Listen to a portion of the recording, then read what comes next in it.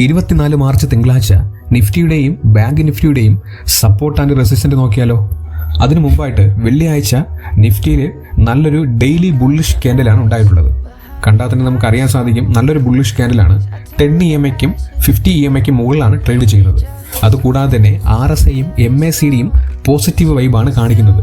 അതോടൊപ്പം 200 EMAയിൽ റെസിസ്റ്റന്റ് എടുത്ത് നിൽപ്പുണ്ട്.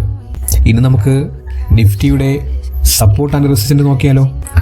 നിഫ്റ്റിയുടെ ആദ്യത്തെ റെസിസ്റ്റന്റ് 23,398, രണ്ടാമത്തേത് 23,462, മൂന്നാമത്തേത് 23,565. അടുത്തിനി സപ്പോർട്ട് ഏതൊക്കെയാണെന്ന് നോക്കിയാലോ. നിഫ്റ്റിയുടെ ആദ്യത്തെ സപ്പോർട്ട് 23,192, രണ്ടാമത്തെ സപ്പോർട്ട് 23,128, മൂന്നാമത്തേത് 23,025. അടുത്തിനി ബാങ്ക് നിഫ്റ്റിയുടെ സപ്പോർട്ട് ആൻഡ് റെസിസ്റ്റന്റ് നോക്കിയാലോ. അതിനു മുമ്പായിട്ട് ബാങ്ക് നിഫ്റ്റി വെള്ളിയാഴ്ച എങ്ങനെയാണ് ട്രേഡ് ചെയ്തത് നോക്കിയാലോ. വെള്ളിയാഴ്ച ബാങ്ക് നിഫ്റ്റി നല്ലൊരു ബുള്ളിഷ് ക്യാൻഡിലാണ് ഉണ്ടായിട്ടുള്ളത്. അതോടൊപ്പം തന്നെ 200 EMAയും 15 EMAയും 10 EMAയ്ക്കും മുകളിലാണ് ട്രേഡ് ചെയ്യുന്നത്.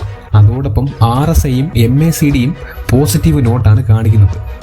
മാർക്കറ്റ് പോസിറ്റീവായാലും നെഗറ്റീവായാലും നമ്മൾ സപ്പോർട്ട് ആൻഡ് റെസിസ്റ്റന്റ് നല്ലവണ്ണം വാച്ച് ചെയ്യണം. അടുത്തിനി ബാങ്ക് നിഫ്റ്റിയുടെ സപ്പോർട്ട് ആൻഡ് റെസിസ്റ്റന്റ് നോക്കിയാലോ.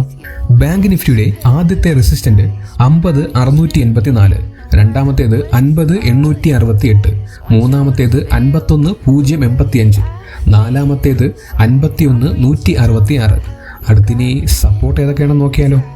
ബാങ്ക് നിഫ്റ്റിയുടെ ആദ്യത്തെ സപ്പോർട്ട് 50,272, രണ്ടാമത്തേത് 50,088, മൂന്നാമത്തേത് 49,904, നാലാമത്തേത് 49,606. മാർക്കറ്റ് നെഗറ്റീവായാലും പോസിറ്റീവായാലും ബാങ്ക് നിഫ്റ്റിയിലും നിഫ്റ്റിയുടെയും സപ്പോർട്ട് ആൻഡ് റെസിസ്റ്റന്റ് നല്ലവണ്ണം വാച്ച് ചെയ്യുക.